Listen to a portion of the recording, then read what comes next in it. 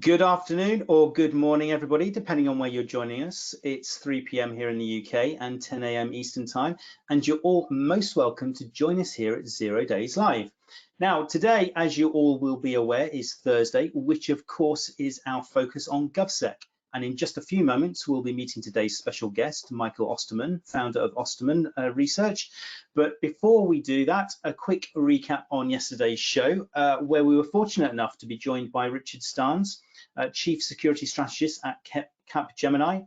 It was a great conversation. We talked about the importance of getting visibility of security and also the risk management aspect too, and making sure that that's not right just for now, but also making sure that that's right into the future as well.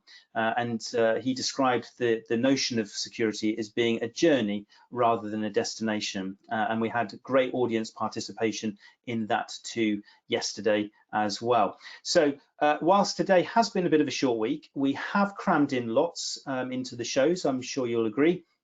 Tomorrow, of course, is Fun Friday. We'll be joined by award-winning journalist Tom Field, who you may recognise from some of his many video interviews and roundtable discussions that he conducts with his work with ISMG, or Information Security Media Group.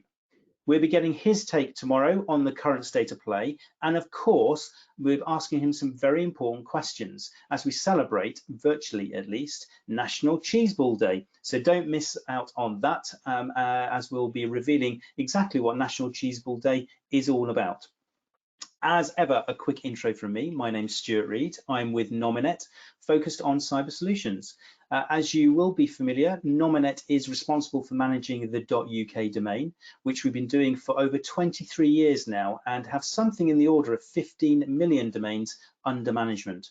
Now, in addition, and building on our experience of domains and DNS, or the domain name system, we also provide cybersecurity solutions to protect both government and enterprise networks worldwide from cyber attacks, including providing service to the UK government's National Cybersecurity Centre.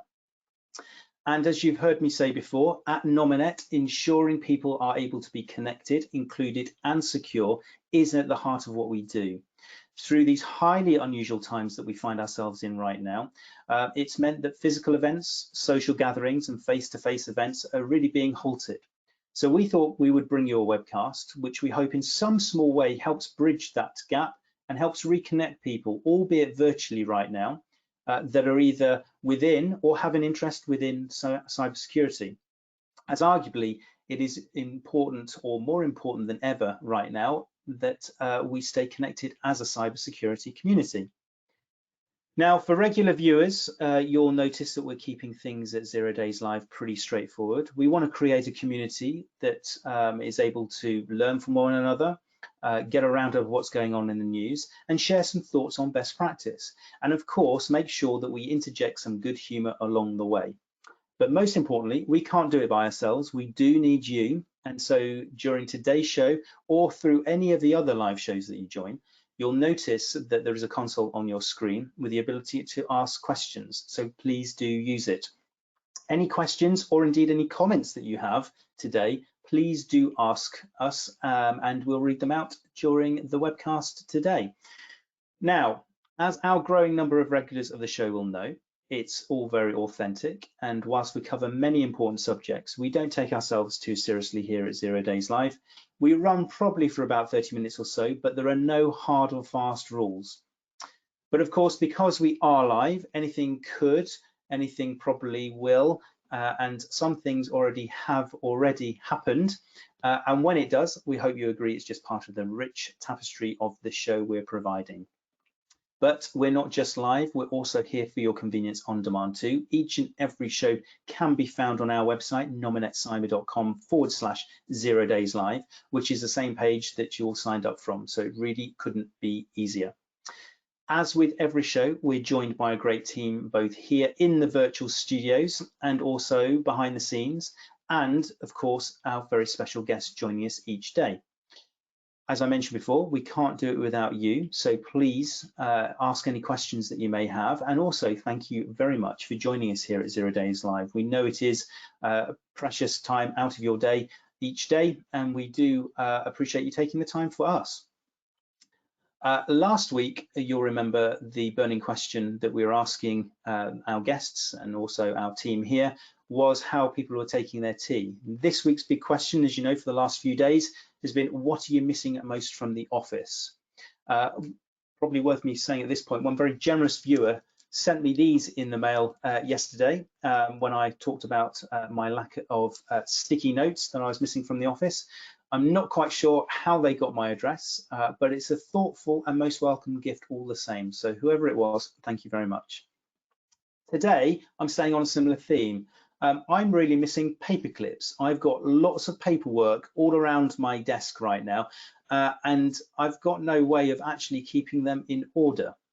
And speaking of keeping in order, I'm very pleased to say that we have a very welcome return of Steve. Good afternoon, Steve. How are you doing? Hello, I'm good, thank you, Stuart. You? Doing very well, thanks. All the better, clearly, for seeing you. Now, my first burning question to you, as you would know by now, would be asking you what you're missing about the office. But before I get onto that, I do think it's only right that I ask the other burning question that's probably on my lips and everyone that's tuning in, wanting to know where you were yesterday. Yes. So as you know, Stuart, but our audience members probably don't, Nominet are very kind enough to let me work with let's say, a security-focused government agency for one day a month as part of their industry engagement program. And I've been working on something with them that I can't go into too much detail about, but let's just say it's some really important work to secure vulnerable learners from online harms in light of the current situation. And you can expect to see some things coming out over the next few weeks in light of that. But some really great work, and so I'm really grateful to Nominet for letting me help with that. Excellent. Well, great cause, and I'm sure everyone will agree that you are duly excused from duty yesterday to take part in that. So next important question, of course, is what are you missing from the office? So I think today I was just reflecting on the fact that I haven't had my daily exercise for a couple of days. I haven't been out, and I'm really missing Nominet in the office. Every week we have a game of football at lunchtime on a Wednesday or a Friday, and I'm really missing that right now. Really missing the chance to get some exercise in with a sport rather than just walking around the block. Yeah, I have to admit that I'm doing the same route at the moment, and it's becoming a little bit samey. So I think I'm going to have to start mixing it up a little bit soon. Thank you for that, Steve. Kerry, where are you this afternoon? I'm here. Hi, Stuart. Hi there, Kerry. What are you missing from the office? So today I am back to thinking about my stomach after the little break yesterday. And it's quite specific to Nominet, but the thing that I'm missing is the smell of barbecue. Usually on a Thursday, we have a good bookable barbecue. You can book it like a meeting room, and tech always do a really big barbecue, and it smells amazing. So yeah, I really fancy that today. Actually, that's a very good shout. I'm a big fan of barbecues, and Nominet does some phenomenal ones as well. So yeah, I'm definitely missing those. Looking forward to picking those up when we're all back. Please do also, everyone that's tuning in, let us know what you're missing from the office, and Kerry will make sure that they're read out during the course of the show. And of course, if you do have any questions throughout the duration of today's show, please also type those into your console on the screen, and we'll go through those as well. Now, as I mentioned a few moments ago, today we are lucky enough to be joined by Michael Osterman. He is the founder of Osterman Research. So without further ado, I'd like to welcome Michael to the virtual studio. How are you doing, Michael? I'm doing very well, Stuart. How are you today? Excellent, doing very well. It's quite sunny here in the UK. Whereabouts are you based? We're based near Seattle, which is actually unusually sunny today. We normally have a lot of rain this time of year, as most times of year, but it's beautiful today. Good stuff. Well, as regulars of the show will know, that the first question I ask our guests is our burning question. I'm not sure that it's as relevant for you, because looking at your background, it looks like you might still be in the office, but I'll ask it anyway. What is it you're most missing from the office right now? Well, the company's about 19 years old, and that entire time we've been a virtual company. So all of us basically work from home. So things have been relatively normal except for the lack of travel. The one thing I am missing though is getting a haircut. Barbers have been considered non-essential in this state, and they're all shut down. So I'm looking forward to getting a haircut, actually. I can totally appreciate that. I will very much hoping that they make it onto the essentials list without too much delay as well over here. But Michael, do appreciate you joining us in the virtual studio here at Days Live today. Mentioned at the top of the webcast that you through Osterman Research have been working on a report. I was wondering if you might be able to give us a quick summary of that research and what the main findings were.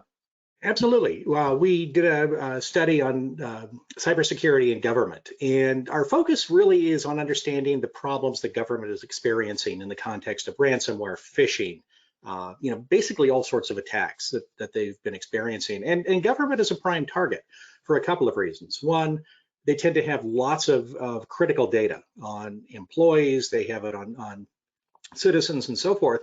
And so there's this enormous wealth of data that cyber criminals can steal.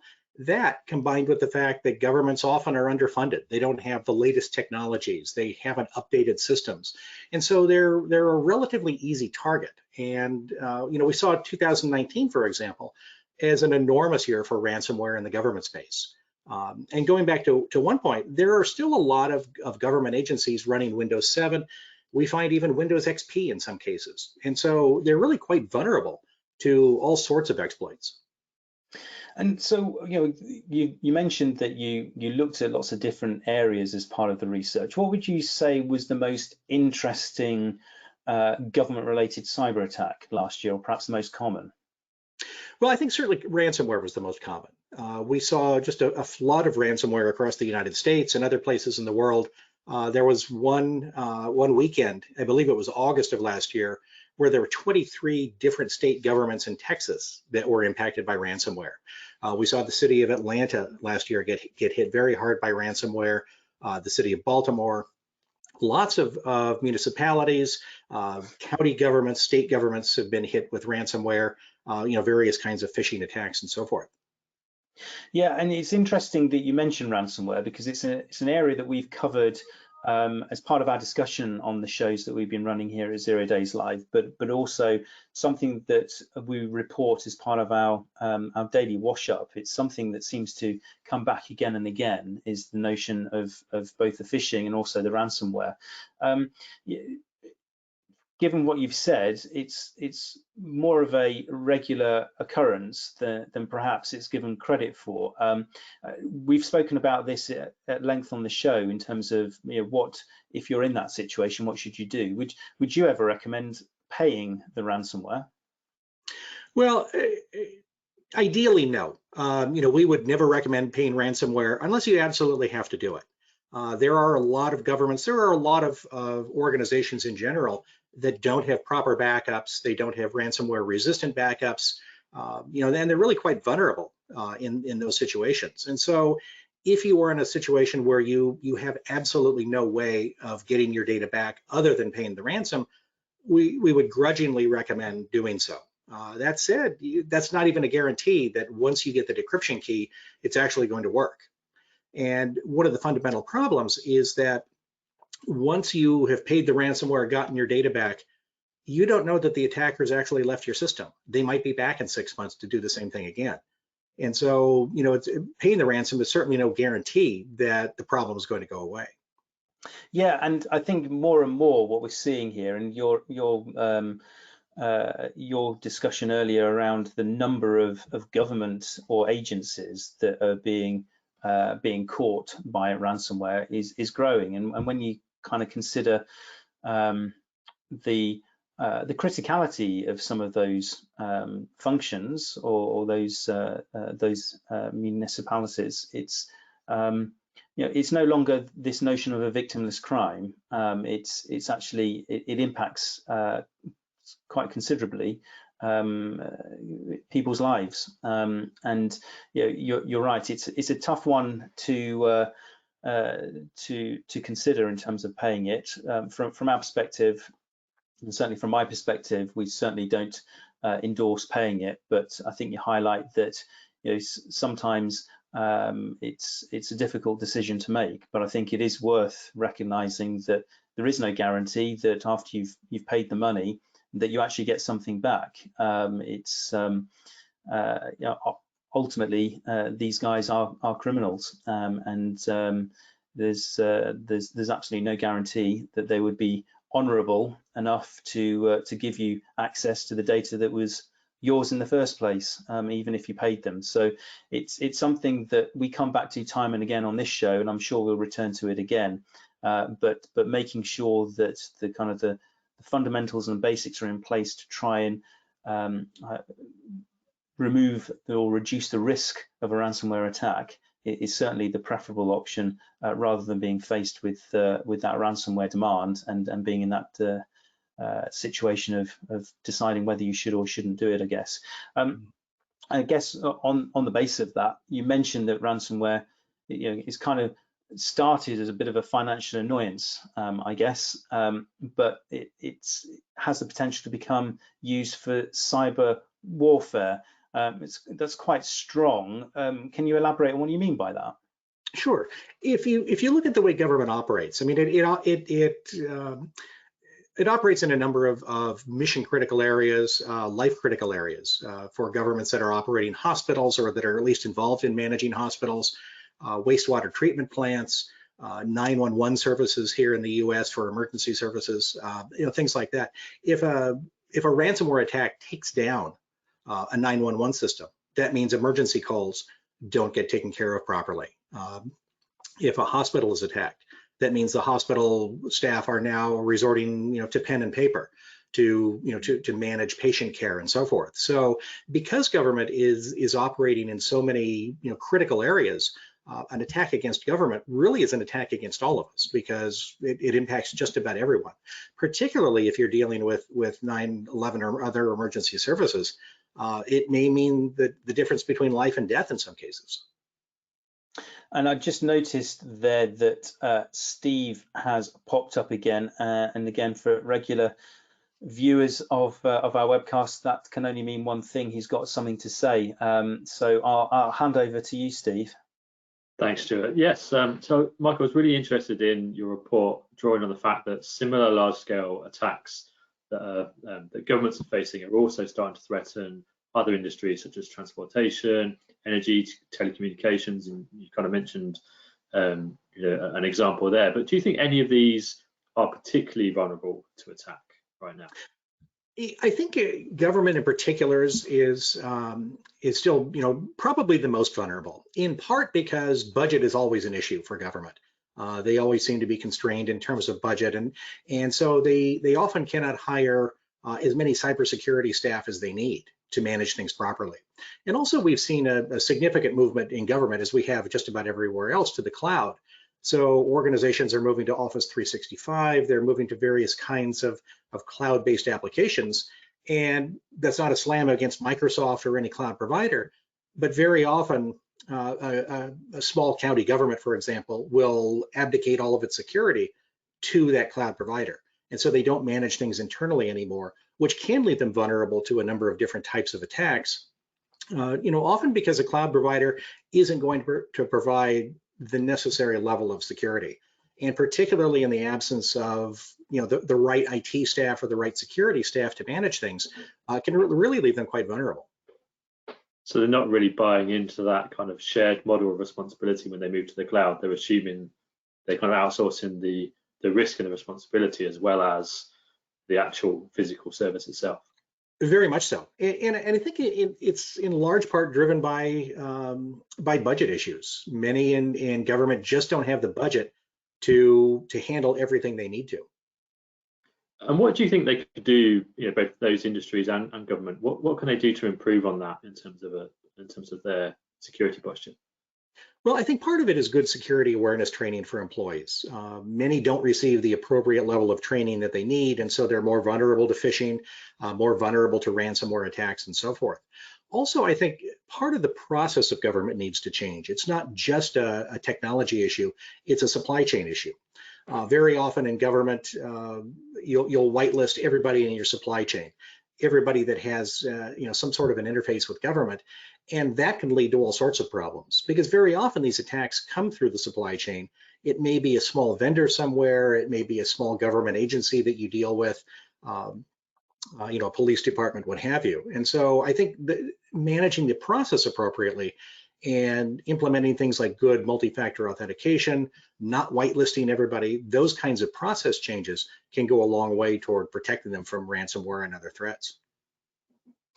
And I think it's interesting what you're picking up on there, Michael, is that we spoke earlier in the week to another guest, Mark Oakton from InfoSec Partners, and he was talking to us about critical national infrastructure and the importance around security for those kind of assets. I think what you're underlining there is that certainly bleeds into a lot of government functions and departments that are actually pretty critical for the running of a town or a city, and if they are subject to attack, then that potentially has some really serious repercussions.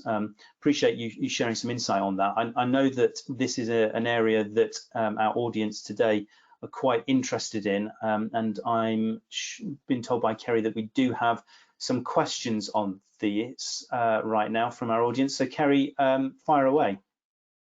Brilliant. So we have a first question in from James. Do you think innovation in government is hampered by the amount of red tape they have to go through? Oh, very much so. Yeah, I think the bureaucracy of government slows the deployment of new technologies. It slows the approval of various technologies and so forth. So yeah, I think that is a critical issue. And I think you see that in the private sector as well, but particularly in government. Do you think that sort of leaves them at a disadvantage against the private sector in that way? I think it does. Yeah, I think that if it takes longer to get approval on new technologies, new processes and so forth, that can certainly hamper the ability of government to be able to respond appropriately. One of the fundamental issues that we always have had with cyber attackers is that they will pretty much always have the upper hand because they have to penetrate just one system, one endpoint within a network, and it's difficult to protect every endpoint. In any industry, but particularly in government, it's very difficult because you've got so many different endpoints, so many different departments. Even from things like conference centers, you can hack in through the entertainment system in a conference center. So there are lots of points of ingress to government networks, and that I don't think it's going to go away anytime soon. Thank you. Okay, so we have one from Michael, who's one of our regulars. He's asking about the ransomware attack on the city of Baltimore. Have they fully recovered from the attack, and how are they doing now? It's my understanding that they've pretty much fully recovered, that things are back up and running, much like the city of Atlanta. I mean, I think there will be long-term ramifications for these organizations. In Atlanta, for example, the city attorney's office lost 71 of their 77 computers and lost a decade's worth of documents. And so, there's not going to be full recovery because some data has been lost forever. But certainly, I think in Baltimore, Atlanta, other cities, it takes months to recover to get back up and running normally. But I think for the most part, these cities and towns tend to get back on their feet eventually. So we have one from Andrew. Have there been any good examples of cyber approaches that you've seen in government? They tend to be the fairly traditional approaches we see in other industries. A lot of phishing attempts, and we've seen in particular with the COVID-19 crisis, a huge increase in the number of phishing attempts against government and other types of organizations. So they tend to be fairly traditional. Ransomware tends to be fairly effective in government because there is so much critical data that the victims tend to be probably, I don't want to say a lot more willing to pay, but at least somewhat more willing to pay, because they have to get these systems back online. They have to get their data back. Do you think that governments can learn from each other in terms of improving security? That's from Sophie. Yeah, I think so. I think they could share information more than they do. Certainly industry conferences are a great way to share information, and those are on hold for the time being. But I think government sharing information with one another could be very helpful, and it would be particularly helpful for smaller governments. If you're dealing with a town of 20 or 50,000 people, they tend to have very small staff loads to begin with. And so they may have one cybersecurity expert, if that. And so I think that information sharing is going to be critical, because so many towns and counties and so forth just don't have the cybersecurity expertise that they need. And that sharing really is critical. I'm wondering from Chris here saying, do you know if any governments have been attacked twice or more than twice with ransomware? That's a good question. I don't know of any specific cases where that has occurred, but it would not surprise me that that's been the case. And could governments enhance their security posture by taking learnings from the private sector? And that's from Jamie. I think so. Yeah, I think, certainly all of us are vulnerable, but there are some industries that are more on the leading edge than others. Certainly the tech industry is very much on the leading edge of protecting against these kinds of things, because they have to protect their intellectual property. They have to protect the valuable data on their network. So, I think that again, going back to the information sharing, I think that can be very helpful. And that's why I think cross-industry sharing of information is very helpful. You can learn things from your peers in other industries that either may not have hit your industry yet, or that you can at least learn from. Great, I think that's all the questions from the audience. Good. Well, thank you very much for those questions that have come in. It's clearly an area that's resonated with the audience today. So really appreciate your time, Michael, and giving us some insights into that. If people wanted to get a copy of the report or learn more, where could they find it? Yes, they can just go to ostermanresearch.com and click on the white papers link, and it's a free download of the paper. Great, appreciate that. Thank you very much for joining us today, Michael. That's almost all we've got time for on today's show. But before we go, I'll hand back to Kerry just to give us a quick wash up of today's big news. Thank you. So Webalizer have discovered that a security breach after a hacker has begun emailing customers offering to sell the company's database for $2,000. ZDNet tells us that the hacker gained access through a misconfigured database.